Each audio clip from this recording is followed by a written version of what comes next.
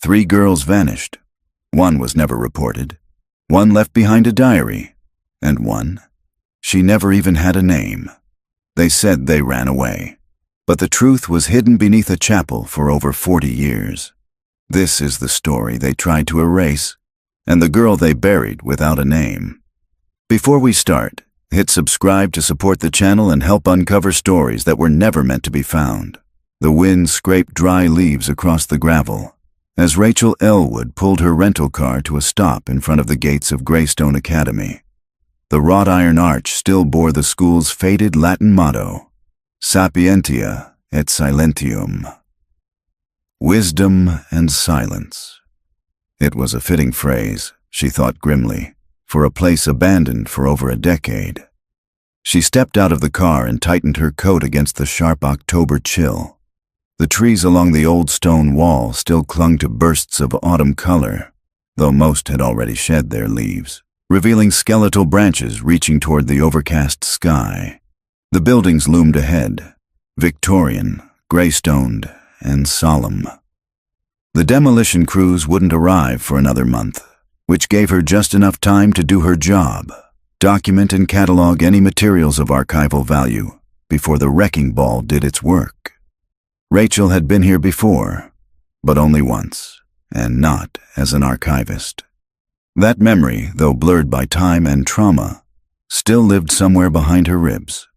She had been a student at Greystone for exactly 1 semester in 1997. Her mother had pulled her out with no explanation, and no one ever spoke of it again.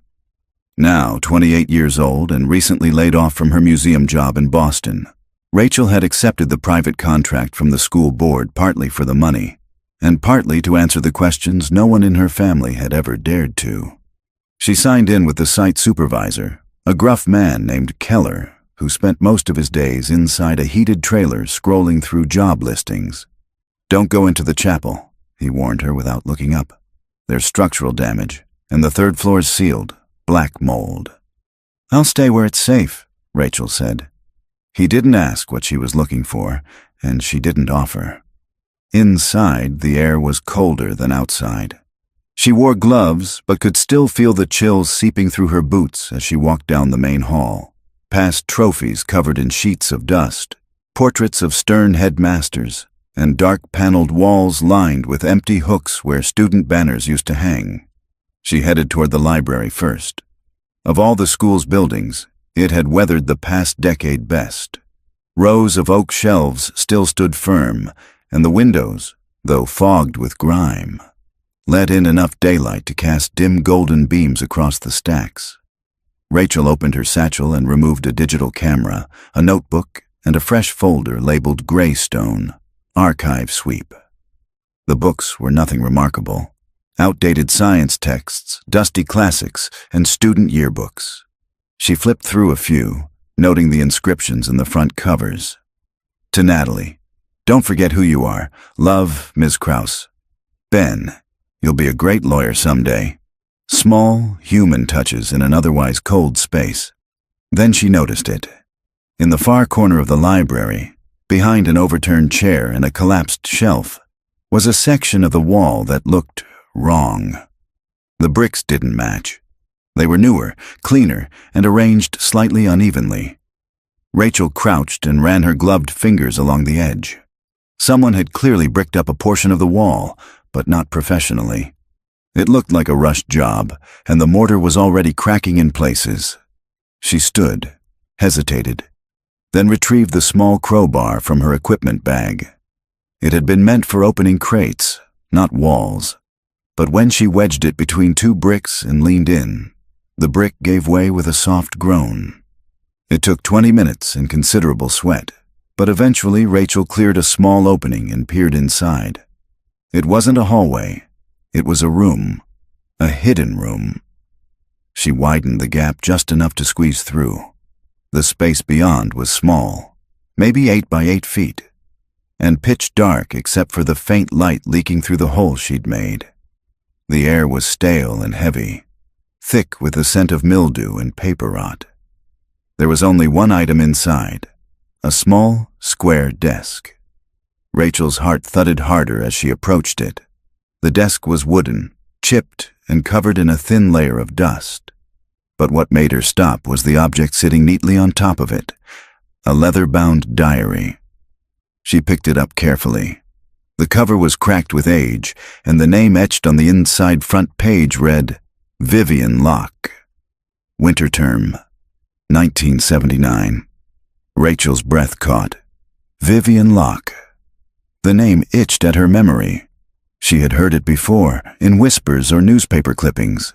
A girl who had gone missing during a snowstorm in 1979.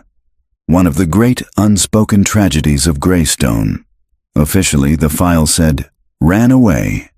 But the students in town had always believed otherwise. And now her diary was here. Rachel set it gently into her satchel, as if afraid it might disappear if she blinked. She turned to leave but paused as the light caught a glint of metal beneath the desk. She knelt and reached under. A rusted pendant lay on the ground, shaped like a small keyhole. No chain, no explanation. She pocketed it. That night, in the rented cottage just outside town, Rachel sat at the kitchen table and opened the diary. The first entry was dated January 8th, 1979. They told me I'm not allowed to talk about what happened on Christmas Eve. But I don't care. If someone finds this, maybe they'll believe me. Maybe they'll know I didn't run away. Not yet. Something is wrong at this school. It started in the chapel. I heard her singing again last night. Rachel's fingers trembled slightly as she turned the page. The handwriting was tight and careful, but the tone felt panicked beneath the neatness. They say she doesn't exist. But I saw her. I swear, I saw her. She was standing behind the altar when the candles went out. She whispered my name. Rachel leaned back in her chair. The chapel. The one Keller said not to enter. Coincidence? She flipped ahead several entries. Miss Harker gave me detention again for being delusional. That's what she calls it. But I saw Natalie's schedule. She's been taken out of morning chapel. That's how it starts. They take you out of chapel, and then you disappear. I think they're watching me. I think someone is reading this diary. If I go missing, I didn't leave. I didn't run. I never would have left Emmeline. Rachel closed the book. Emmeline. That name wasn't familiar. Another student? She opened her laptop and began searching local records. There were news articles about Vivian's disappearance, but none mentioned another missing girl named Emmeline. No death records, no transfer files, nothing. She slept fitfully that night, her dreams full of creaking floorboards and faint voices humming old hymns. When she awoke, she was gripping her phone like it was a lifeline. Outside, the wind had picked up, scattering dead leaves across the porch. Something tapped against the window once. Then again. Rachel walked to the door and looked out. A single ivy vine, deep green despite the cold, was creeping across the gravel. Toward her cottage, the morning sun filtered weakly through Rachel's kitchen window, catching motes of dust in the air and dancing across the edge of Vivian Locke's diary. It sat exactly where she had left it the night before, its cover now slightly warped from the damp air that clung to everything in the small town. The smell of mildew was faint but constant, Greystone's quiet gift that followed her home. Rachel stirred her coffee absent-mindedly, her eyes on the front page of her notebook where she'd jotted bullet points. Vivian Locke, 1979, presumed runaway. Mentions another girl, Emmeline, no school record found. Claims someone whispered her name in the chapel, reports being watched. And at the bottom, the chapel is off limits. Why? She circled that last sentence. Then she glanced at the pendant she'd found, keyhole-shaped, small enough to fit inside a locket, maybe. It was tarnished and rough to the touch. It didn't look valuable, but it had clearly meant something to someone. Her fingers hovered over her phone, debating whether to call the local records office again. She'd already left one message. The woman who answered the landline had sounded like she'd been disturbed from a nap. Instead, Rachel grabbed her satchel and zipped the diary inside. It was time to go back. By late morning, the fog had settled over Greystone like a heavy curtain. The gravel crunched under her boots as she passed through the courtyard. Her breath came out in puffs. A flock of birds scattered from the roof of the east dormitory as she passed. Inside the main building, the atmosphere felt heavier.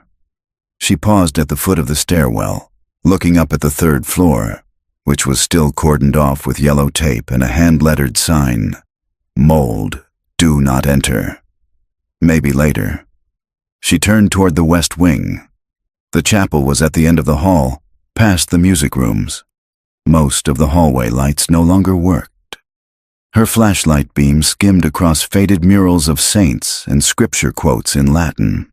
When she reached the arched wooden doors of the chapel, she expected a padlock or barrier. There was nothing. Just a faint smear of white paint over the doorknob, likely from someone marking it for demolition. Rachel hesitated. Vivian Locke had mentioned seeing someone there, hearing a voice whisper her name. Rachel didn't believe in ghosts. Not really. But she did believe in stories buried under silence. She pushed the door open. The chapel was cold, vast, and still. Sunlight filtered through stained glass windows depicting saints and angels. Their eyes faded with time. The wooden pews were intact, but covered in layers of dust. At the far end stood the altar, ornate, though rotted at its base. A faded velvet cloth hung unevenly over it. Rachel stepped inside and let the door close behind her. Silence. She took a few tentative steps forward. Her boots echoed faintly on the stone floor. There was no sign of structural collapse, but the far right side of the chapel had a section of boarded windows and discolored walls. Water damage, probably. She began scanning the space with her phone's camera, clicking photos as she went. Then she noticed the small door behind the altar. It was almost hidden by the drapery and positioned lower than usual, as though leading to a crawl space or storage area. A brass handle protruded from the middle. She crouched beside it and tried it. Locked, but the handle had something carved into it. A keyhole. Small. Unusual. Rachel's pulse quickened. She reached into her satchel and retrieved the pendant. She held it up to the keyhole. A perfect fit. With a small twist, something inside clicked. She pulled the door open. A narrow passage lay beyond, dusty and steeped in shadow. The air smelled older, damper. A maintenance stairwell, maybe? She turned on her flashlight. The stairs led downward, into what seemed like an older part of the foundation. As she descended slowly, her light revealed stone walls, worn and stained by time. The passage turned once, then opened into a rectangular room. Rachel stepped inside.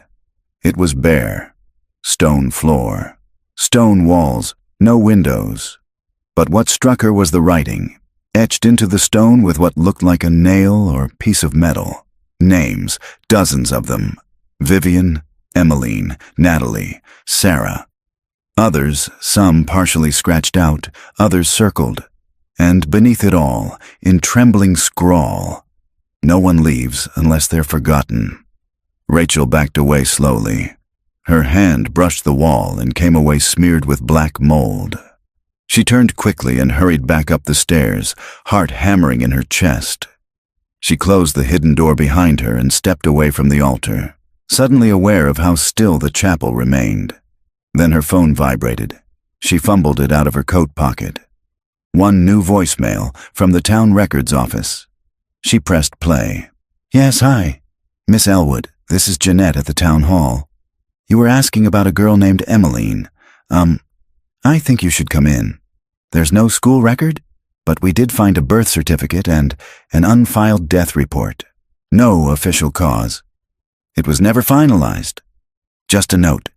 Family declined inquiry. One more thing, the document says Emmeline Locke. Was that the name you gave me?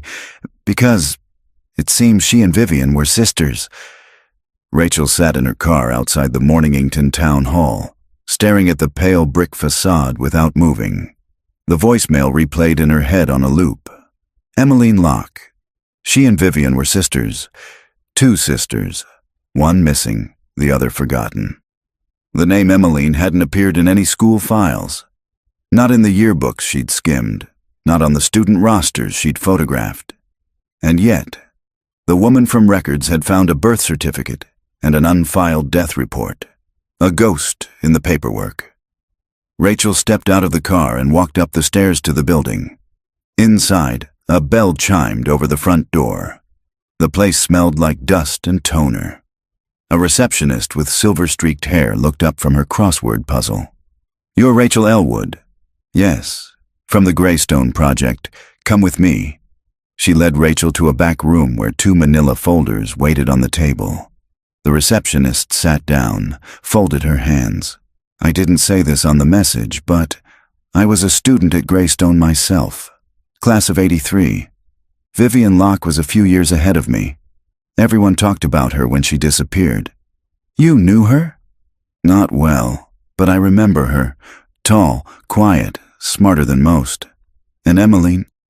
She opened the first folder. She was listed on Vivian's birth certificate. Twin sister, born 3 minutes apart. Rachel leaned in. The document was faded, but intact. Vivian Locke and Emmeline Locke, born February 3rd, 1962. Mother, Clara Locke. Father, unknown. They weren't identical, but they were always together, until they weren't. "And the death report?" Rachel asked quietly. The receptionist slid the second folder forward. "Unfiled, never signed by a medical examiner, no autopsy, just a note from the school board attorney at the time. Incident deemed closed at family's request. Dated March 12th, 1979. Just 2 months after Vivian's last diary entry. "I also found this," the woman added, opening a drawer. "School property inventory. Before they shut the building down, they did a clearance list. One of the line items in the basement storage reads, L recordings, chapel interviews /1979. Could be audio, could be VHS. Rachel looked up. "Still at the school?" She shrugged. "Probably buried in a box somewhere. But the chapel basement did have a storage annex. The blueprints call it a holding archive. It's not on the main student access map. It was used for private materials, disciplinary cases, board records." Rachel nodded slowly. The hidden staircase, the stone room, the scratched names. They had used it. She thanked the woman and left the office, folders in hand. Her thoughts raced as she crossed the sidewalk and climbed back into her car. She needed to talk to someone who had been at Greystone during that time. Someone who hadn't disappeared or been silenced. By late afternoon, Rachel stood at the edge of a wooded cul-de-sac just outside of town, where old faculty housing had been converted into private residences. She rang the doorbell of the last cottage, the nameplate beside it still etched in brass. M. Harker Margaret Harker had been the school's literature teacher for over 30 years. Rumor had it, she was one of the last active faculty to resign before the school closed. Rachel adjusted her satchel on her shoulder as the door opened a crack. "Yes? Ms. Harker, my name is Rachel Elwood. I'm cataloging records at Greystone for the Historical Board. I was hoping to ask you a few questions about 1979. The woman on the other side was in her 70s, hair white but neatly brushed, her eyes sharp and clear. She studied Rachel for a long moment before opening the door wider. I suppose it was only a matter of time. Inside, the house was tidy and sparse. Books lined the shelves, most of them classics and annotated volumes. A tea kettle whistled softly in the kitchen. "You knew Vivian Locke?" Rachel asked after a moment. "I taught both Locke girls," Harker replied, pouring water into 2 mugs. "Vivian and Emmeline. Identical names on attendance sheets, but completely different children. Vivian was thoughtful, reserved. Emmeline had an imagination that got her into trouble." What kind of trouble? Harker handed Rachel a cup of tea and sat across from her. She believed things no one else could see. Said there were voices in the chapel. Said the priest, Father Raymond, made her lie about things. Her parents didn't believe her. Neither did the board. Rachel's stomach turned. What happened to her? She died, Harker said flatly. At least, that's what they told us. You didn't believe it? No, Harker said after a pause. I believed she was locked away. Maybe not literally, but kept out of sight. I think Vivian knew it too. After Emmeline vanished, Vivian stopped speaking for days. Then she started writing. The diary. Yes. Harker's eyes sharpened. You found it. Rachel nodded slowly. Behind a bricked-up wall in the library. She said she was being watched. She said something about chapel interviews. Harker sighed and looked away. The board did something that year. There were rumors of corrective therapy. I don't know what they did down there, but it wasn't teaching. I tried to ask questions. I was told to focus on my classwork or retire. So I did. And now... The woman looked at Rachel with a tired, bitter smile. I've lived long enough to know that truth only comes out when it's inconvenient for someone. Rachel reached into her bag and pulled out the keyhole-shaped pendant. Does this look familiar? Harker inhaled sharply. Where did you get that? It was under the desk in the hidden room, the one with the name scratched into the wall. I gave that to Emmeline, Harker whispered. She wore it to chapel every day. She said it made her feel safe. Rachel stared down at the pendant, her pulse quickening. There's more, isn't there? She asked. Tapes. Something recorded. Go to the chapel annex, Harker said. The school kept a cabinet back there. If the building hasn't eaten it, you might find what's left. That night, Rachel couldn't sleep. She sat at the small table in her rental cottage. The diary opened to a torn page near the end. He asked me again if I remembered what happened. I told him I didn't. But that was a lie. I remember everything. I remember Emmeline screaming in the chapel. I remember Miss Harker crying when they took her away. And I remember what he whispered when the lights went out. No one leaves unless they're forgotten. Rachel turned the page. I think he wants me to disappear too. Her hand trembled slightly as she closed the diary. Outside, the wind was rising. Ivy scratched softly at the window. Tomorrow, she would go back. The sky was already bruising with morning light when Rachel arrived at Greystone. Her flashlight beam cut through the mist as she made her way across the courtyard, past the broken benches and rusting bike racks. The main hall echoed with every step she took. She didn't stop in the library today. She didn't pause at the dormitory wing or glance at the old classroom chalkboards. She was going straight to the chapel. And deeper. Rachel approached the altar with purpose, kneeling to unlock the small hidden door with the keyhole pendant. The mechanism clicked with a soft, almost reluctant sigh. She ducked through the passageway again, down the narrow steps that led to the old stone room. But this time, she noticed something new. To her left, part of the wall was lined with narrow slats, wooden, warped, but unmistakably part of a cabinet unit, partially embedded in the masonry. Her flashlight caught on a small brass handle. She pulled. It stuck at first, swollen from years of damp air. She yanked harder and the panel finally gave way with a groan, revealing an open cabinet cavity, about chest high, with several shelves inside. On the top shelf, still intact despite decades of dust and decay, were 4 cassette tapes in faded plastic cases, each one labeled with white stickers in the same neat typewritten font. Chapel interview, Lock. Chapel interview, Lock V. Observational notes, February 13th, 1979. Final interview, FR. Confidential. Rachel exhaled shakily and reached for the tapes. Beneath them lay a notebook with cracked leather binding. On the cover, Greystone Student Psychological Logs. Spring term, 1979. She cradled the items in her arms like they were holy relics. Back at the cottage, Rachel didn't even take off her coat before setting up her old tape recorder, something she'd brought from Boston to document oral histories. She inserted the first tape, Chapel Interview, Lock E. There was a hiss of static, then a click. A woman's voice spoke first, calm and clinical. Session 3, February 5th. Interview with Emmeline Locke. Present are myself, Nurse Diane Welland, and Father Raymond. Then a softer voice. A girl, no older than 17. Why do you keep asking me the same questions? I already told you I heard her voice. And what did the voice say, Emmeline? She said to stay away from the chapel. That something bad happened there.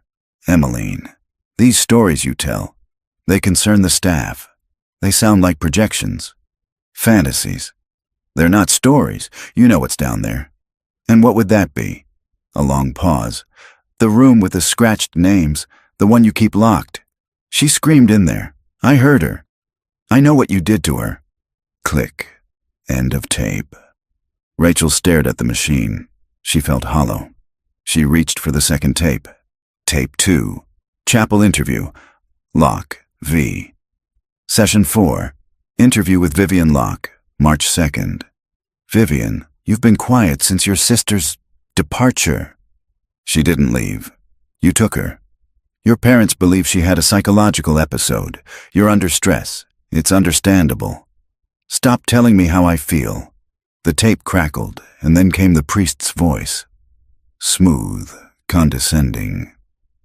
Vivian, if Emmeline were truly in distress, wouldn't it be better for her to receive help? Surely you understand this wasn't punishment. It was protection. You said the same thing before she vanished. And you're safe now, aren't you? You're afraid of the chapel. You're afraid of her voice. Silence. Then Vivian whispered, She said she was going to make you remember what you buried. Click. Rachel sat back, blood roaring in her ears. Buried. Her thoughts returned to the etched names, to the mound of discolored earth in the corner of the stone room, the one she'd assumed was just sunken flooring. She pressed play on the third tape. Tape 3. Observational Notes. February 13th, 1979. No interview, just notes. Subject EL continues to show dissociative symptoms, escalating to periods of silence lasting more than 12 hours. She speaks of visions, the girl in the walls, and names written in bone. She's fabricated a narrative in which she and her sister are being watched by non-existent staff figures. Requests to discontinue chapel therapy were denied. Per Father Raymond, the program must continue until subject EL recants or is withdrawn by the family. Observation team recommends sedation next session. Rachel stopped the tape. No wonder the death report was never filed. They weren't treating Emmeline. They were erasing her. The final tape was shorter, barely 30 seconds. Final interview. FR, confidential. Father Raymond's voice. Locke girls are more trouble than expected. One vanished, the other turned defiant.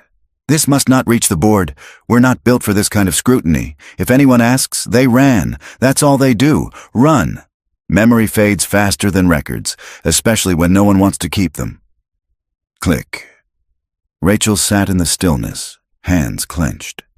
She thought of Vivian's diary, the scratched names, the whispers no one believed. She thought of Emmeline, whose voice had been taped, silenced, boxed in a cabinet underground. And still, somehow, heard. That evening she returned to the stone room. The sun had begun to set behind the trees, casting long shadows through the chapel's stained glass. She brought gloves, a trowel, and a flashlight. She knew what she was looking for now. The floor of the stone room had one uneven corner, slightly raised, the dirt darker and softer. Rachel crouched and began to dig. 6 inches down, the trowel hit wood. A rotting wooden box about the size of a drawer. She pried it open. Inside were old notebooks, a cloth doll with missing eyes, and a stack of folded letters. all addressed to E.L., most signed V. She reached for the first letter. I can't find you. I ask them every day, and they say you're gone. But I know you're not. I heard you last night in the chapel. Your voice. You said, tell them the truth. So I will. I will keep writing until someone reads this. I'm sorry I didn't protect you. I won't stop trying. V. Rachel folded the letter back into the box and held it to her chest. Then she turned off the flashlight. And just for a moment, in the silence of the stone room, she swore she heard a girl's voice, soft and clear. Thank you. The sun was still low when Rachel returned to town hall the next morning, the box of tapes and documents carefully packed in her satchel. She hadn't slept. The whisper, imagined or not, had anchored itself in her thoughts like a nail in old wood. Inside, Jeanette, the records clerk, looked up with wide eyes as Rachel walked in. I found them, Rachel said, voice quiet but clear. Tapes, notes, letters, interviews Jeanette motioned for her to follow. They sat in the same back room, a dusty fan chugging weakly in the corner. Rachel pulled the box from her bag, laid the contents out on the table one by one. The tapes, the cloth doll, the letters. I need to make this official, she said. I don't care what the board wants. This isn't just school history. It's a criminal cover-up. Jeanette examined the tapes, her mouth tight. Father Raymond, he passed a few years ago. Died in Oregon. No record of charges ever being filed. Rachel wasn't surprised. What about Nurse Welland, or the school board members from '79? I can try to dig, Jeanette said, but you're going to hit walls. Most of this was swept under. I want a full copy of Vivian and Emmeline's files. Every record, even the ones they forgot to file. Jeanette gave a slow nod. I'll help, but if you're really going to do this. She gestured toward the tapes. You need a platform. This isn't going to live in a footnote. Someone has to see it. Rachel looked down at the letter signed V. I won't stop trying. She stood. I know someone who can help. 2 hours later, she knocked on the door of a cottage on the far edge of town. Margaret Harker answered again, wrapped in a cardigan and holding a mug of tea.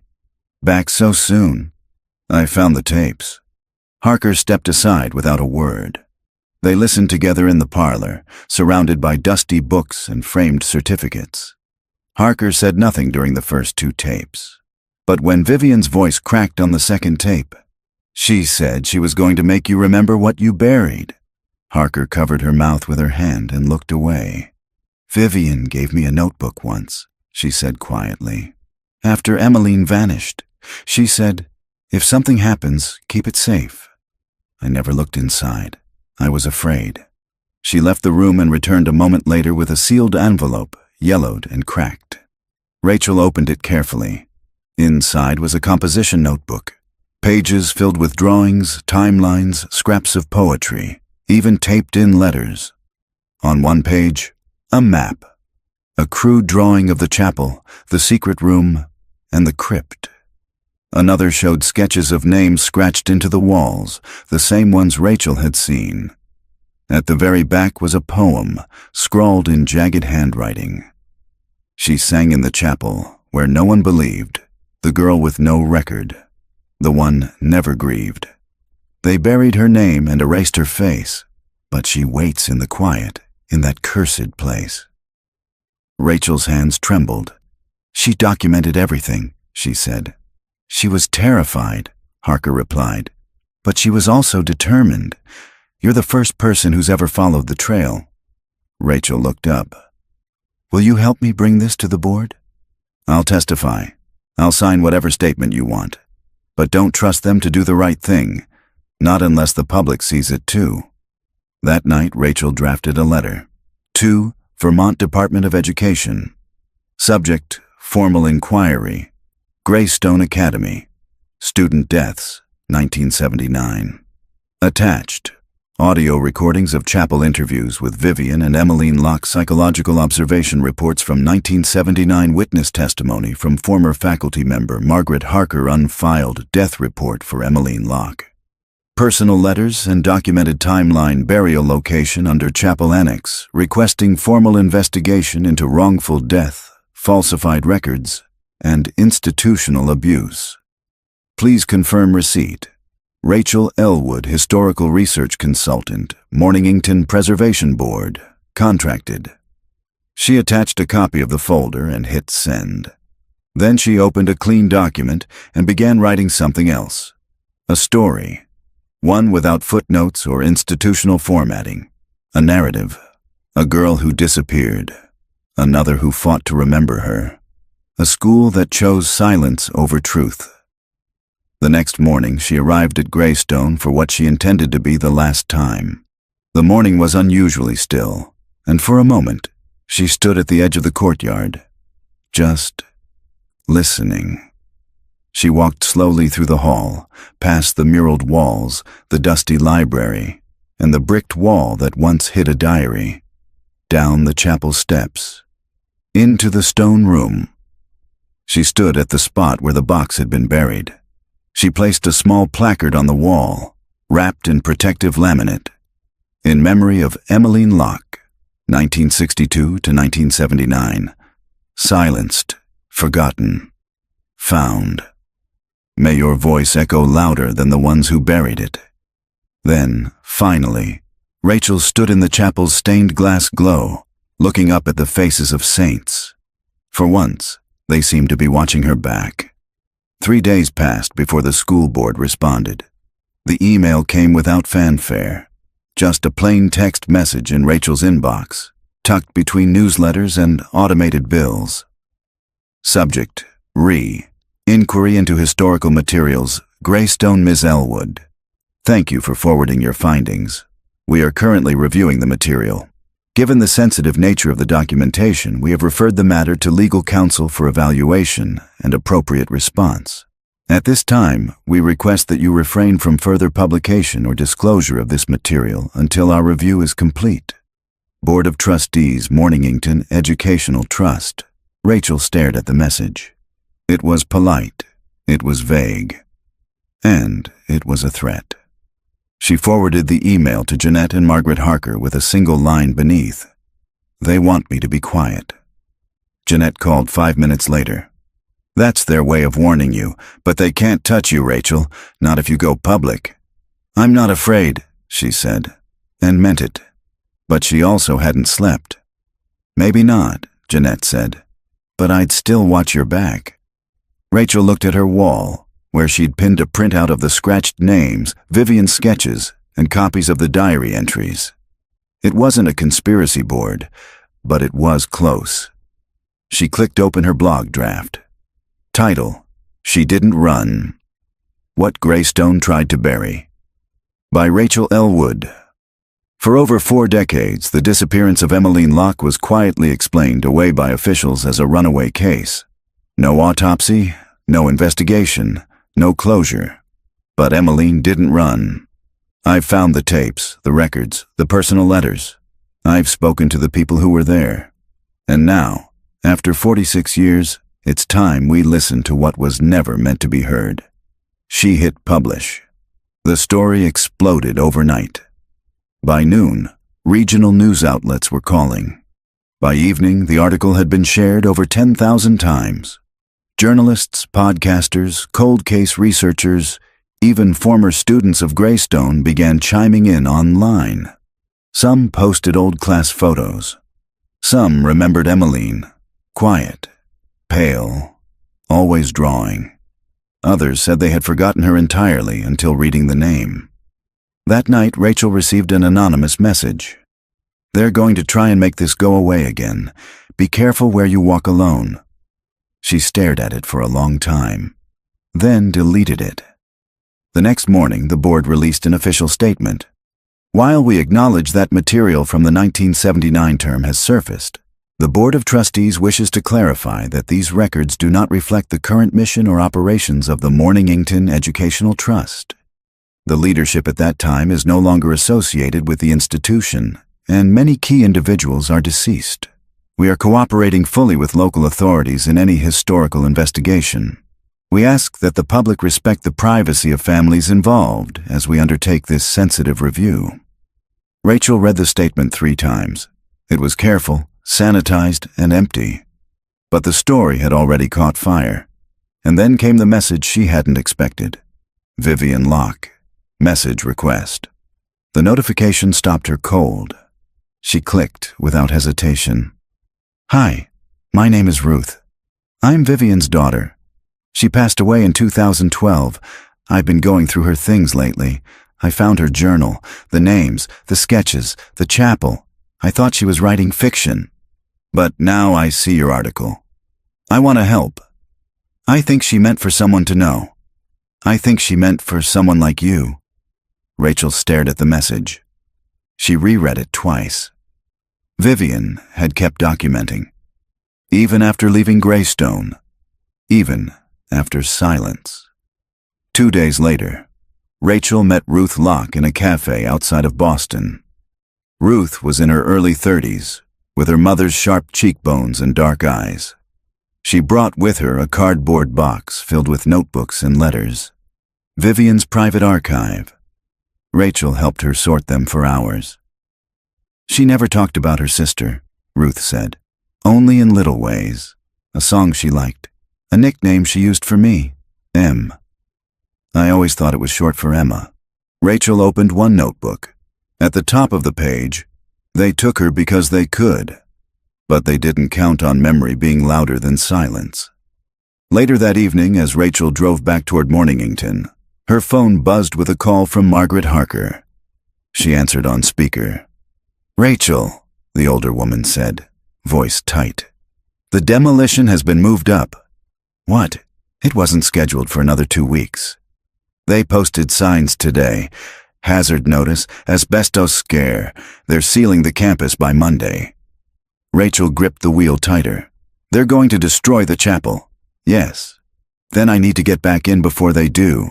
Don't go alone, Harker warned. They've buried this before. They'll do it again.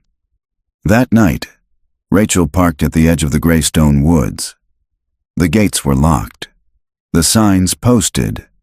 But she knew the old gardener's trail, the one that curved through the trees and led behind the chapel. She hiked it under moonlight, the satchel on her shoulder, a flashlight in one hand. She reached the stone building just before midnight. The front doors were chained. But the back door cracked open. Rachel stepped inside. The air smelled different now, like paint thinner and dust. Someone had been here, and then she saw it.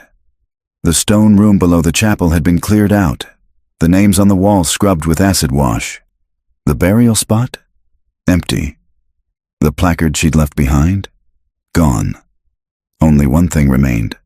A slip of paper nailed to the wall with a single pushpin, in crooked black marker. She didn't run. She's still here. You're next. Rachel didn't sleep. She didn't go home. Instead, she sat in her car on the side of the narrow road that wound behind Greystone's property, headlights off, fingers trembling slightly around a thermos she couldn't bring herself to open. The note still sat on the passenger seat beside her, its thick black handwriting taunting her. She didn't run. She's still here. You're next. She'd taken photos of the chapel before leaving, walls freshly scrubbed, the names scraped away. The burial site disturbed. The placard she'd installed in Emmeline's memory, gone, not stolen, removed. Like the record of Emmeline's life.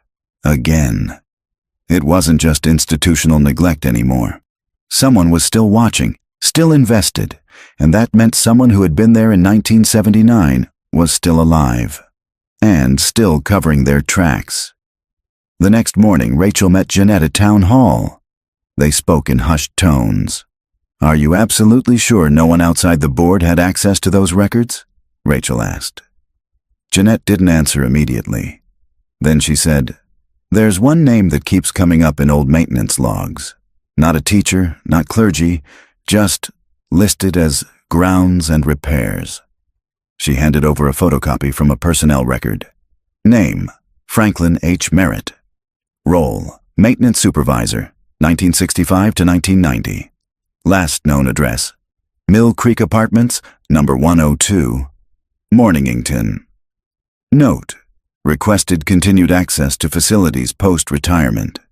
Request granted for chapel keys only, 1990 to 1993. Rachel stared at the note. He had access to the chapel? For 3 years after retirement. Is he still alive? Jeanette nodded slowly. If he is, he's one of the last who would have had unrestricted access back then. Rachel didn't hesitate. Mill Creek Apartments had seen better decades. The complex sagged in the way buildings only do after long, slow decline. Half-maintained paint, rusted balconies, a community board thick with yellowing notices. She knocked on the door of Unit 102. A long pause. Then, "Who is it?" "Mr. Merritt, my name is Rachel Elwood. I'm working with the Preservation Board. I'd like to ask you about Greystone Academy." Silence. She heard the deadbolt click, but the door didn't open fully, just a narrow crack. A single bloodshot eye peered out from behind the chain. "Greystone's gone." "Not yet." He didn't answer. "I know what happened to the Locke sisters," Rachel said quietly. "I know about the interviews. The room under the chapel. I found the tapes." Another pause. A long one. Then the door closed. Chain slid. When it opened again, she saw a man in his late 80s. Thin, slightly hunched, but sharp-eyed despite the tremor in his hands. He motioned her inside without a word. His apartment smelled of old wood and books, like a library on the verge of falling in on itself. The windows were drawn. The walls were bare. A recliner sat in the middle of the room, next to a dusty table stacked with newspapers and pill bottles. "You found the room?" he asked. Rachel nodded. "You shouldn't have gone back in there alone." "I didn't have a choice." He sat, rubbing his hands together slowly. "They made me keep it clean. After, they said it was just storage. But I saw the scratches. I heard the sounds. There were nights I'd be locking up and I'd hear someone in the floorboards." "Did you know what was happening to the girls?" "I knew enough." His eyes darkened. "Father Raymond and that nurse, they called it therapy. Said it was for the troubled ones. But they were just taking the ones who didn't fall in line. Why didn't you say anything?" "I was the janitor," he said flatly. "I saw things. I kept my head down. That's how I stayed alive." Rachel studied him. "You were back there last night, weren't you?" He didn't answer. "I found your note." "I didn't write that." He looked at her now, and for the first time, there was something like fear in his face. "But I saw someone else out there, in the woods, watching. They weren't part of the school, not in any official capacity." Rachel's voice dropped. "Who?" He hesitated. "I only knew her as Miss Bellamy. She wasn't staff. I think she was brought in from outside, private counselor or something. Came and went at night, always wore gloves, and she never spoke to students in the open, just one-on-one sessions." "Do you know where she is now?" "She was quiet, careful, but not careful enough. She left something behind." He stood, slowly, and shuffled to the corner of the room where an old trunk sat beneath a plastic drop cloth. He opened it and rummaged inside. From it, he withdrew a plastic badge holder. Inside, a faded photo ID. Marjorie Bellamy Greystone Auxiliary Staff. Spring term, 1979 clearance, private sessions. "After Vivian disappeared," Merritt said quietly, "I found this in the incinerator chute. Guess she thought it had burned." Rachel took the ID and turned it over. A string of numbers had been scribbled on the back in pen. "Do you know what this means?" she asked. He shook his head. "Maybe a case file, maybe a patient number.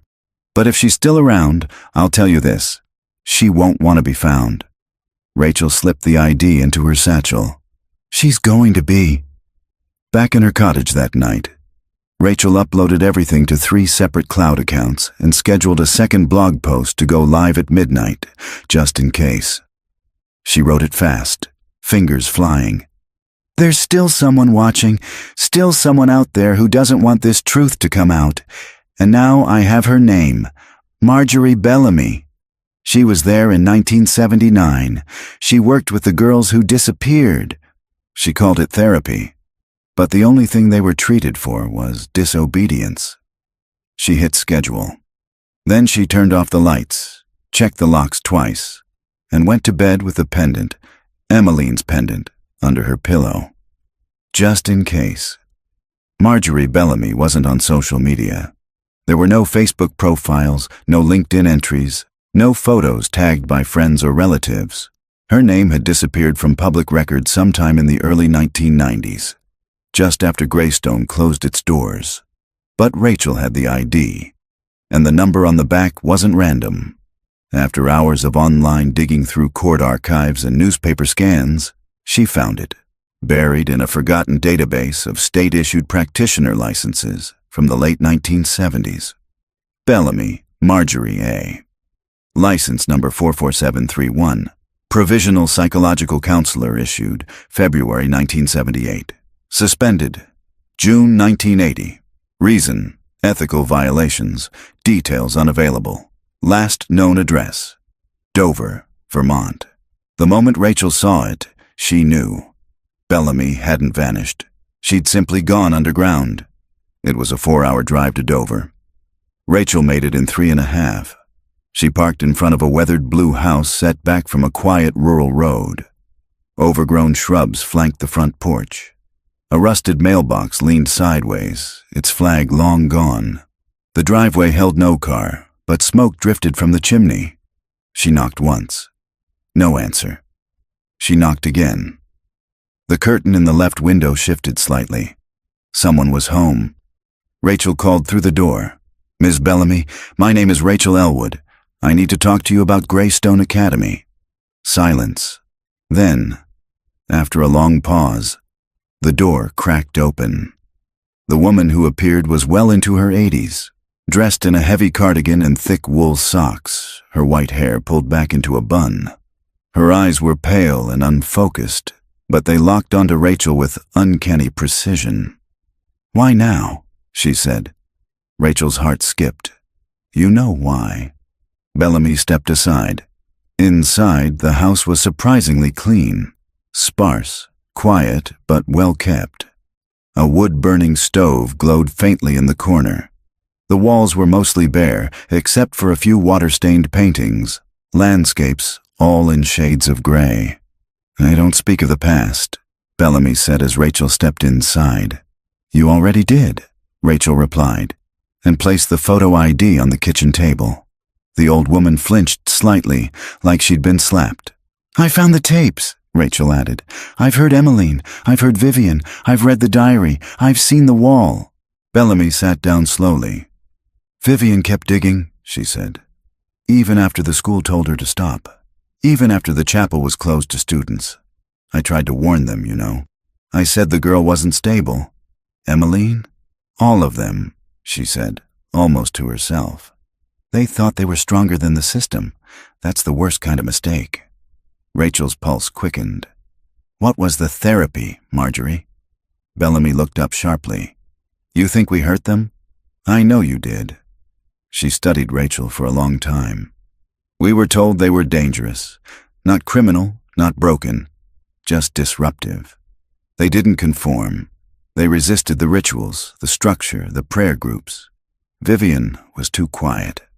Emmeline was imaginative. She said she saw people who weren't there. You drugged them. You isolated them. We followed orders," Bellamy said, her voice suddenly cold. "We were trained to report deviance, not coddle it." "Deviance?" Rachel echoed.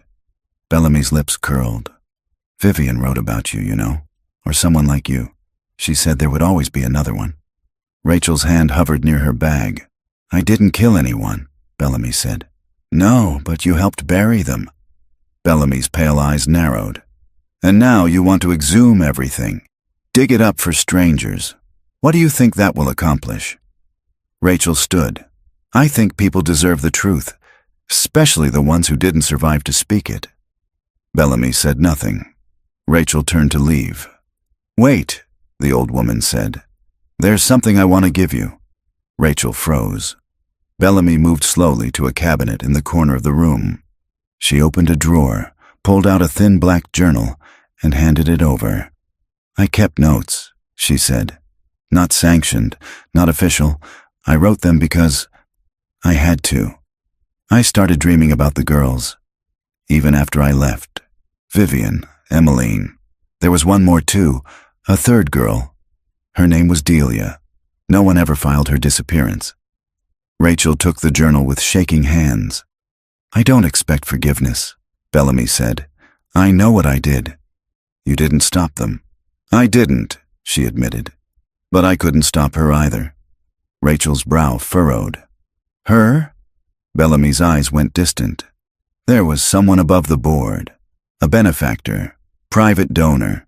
She came once a month, sat in on evaluations, told us which students had the right temperament for correction." "Who?" She never gave a real name, just initials.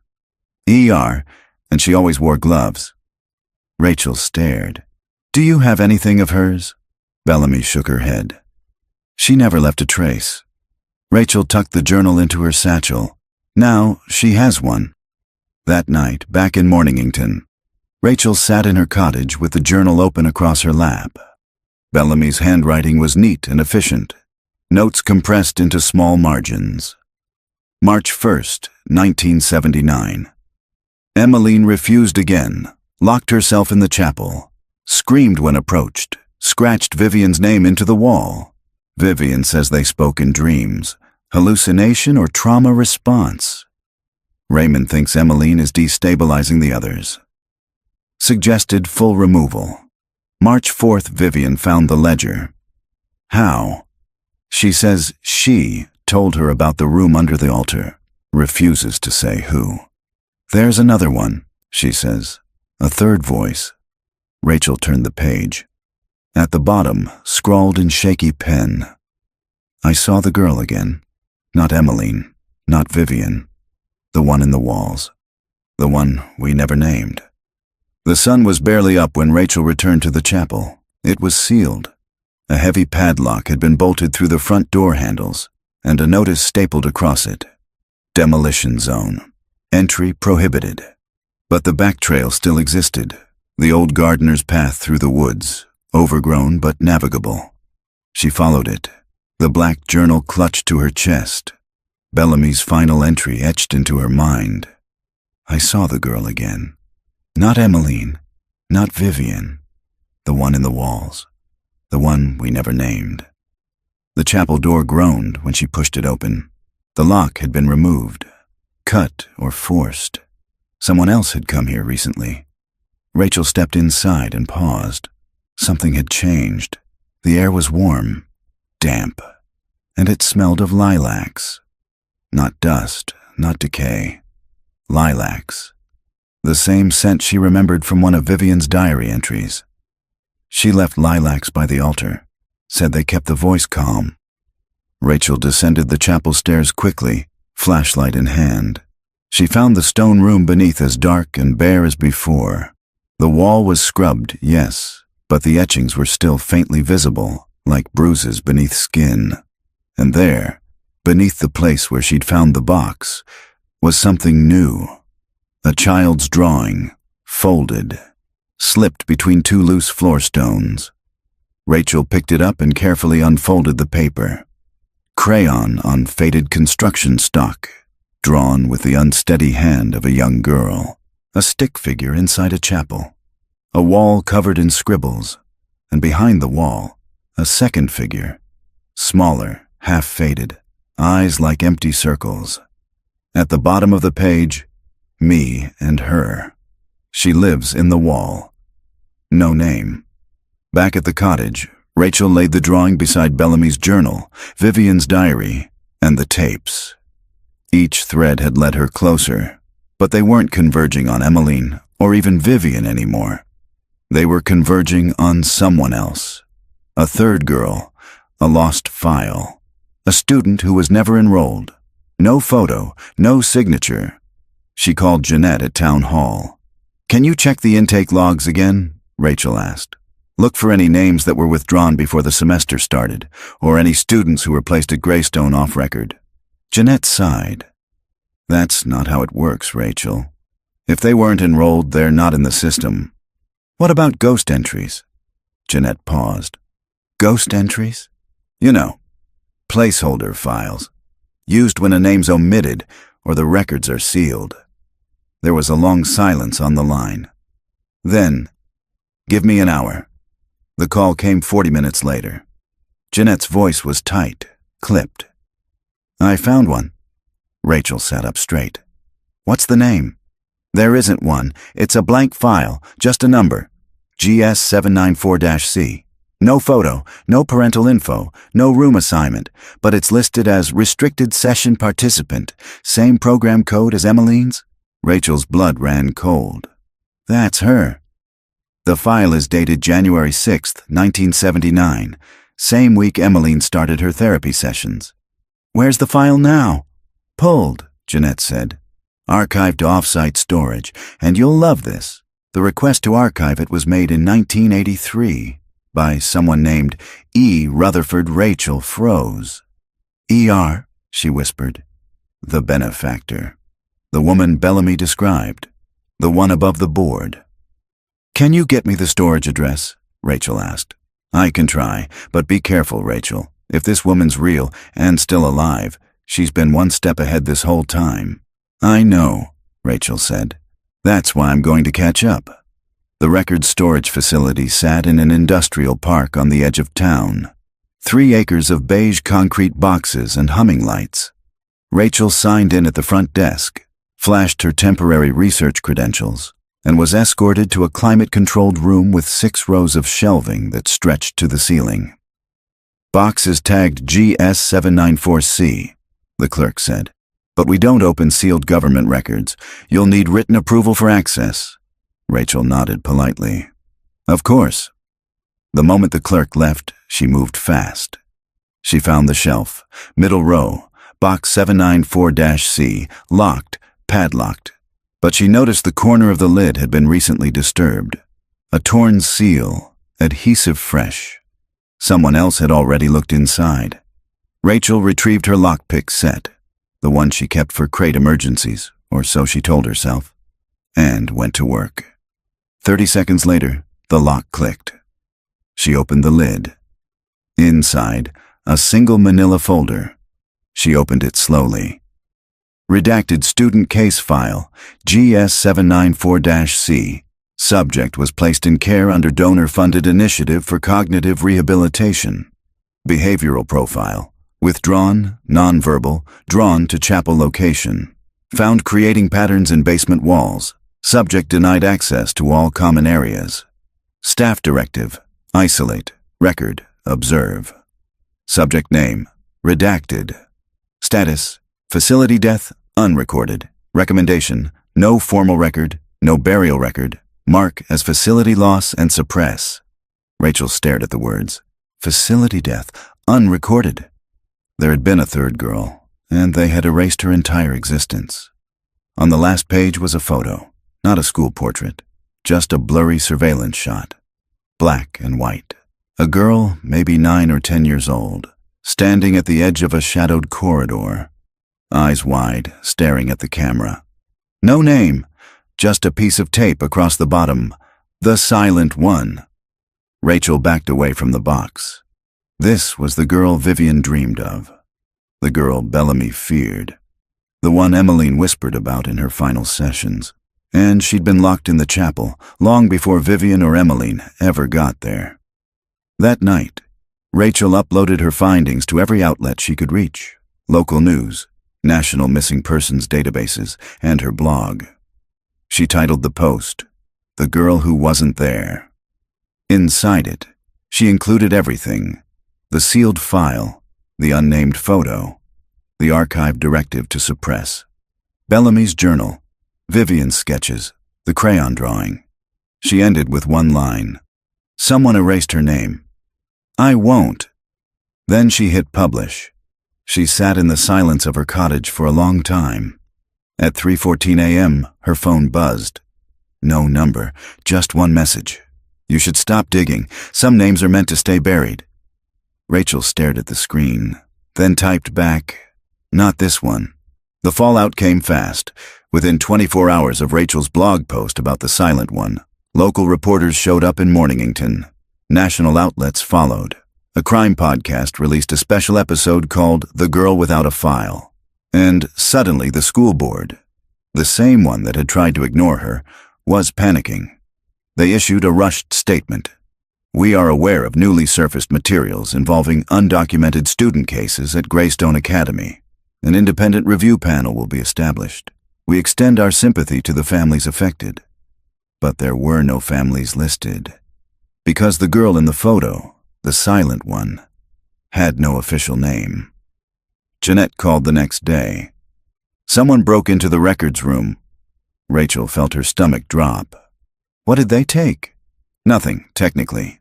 But all files related to GS794-C were accessed. And the digital backup? Deleted.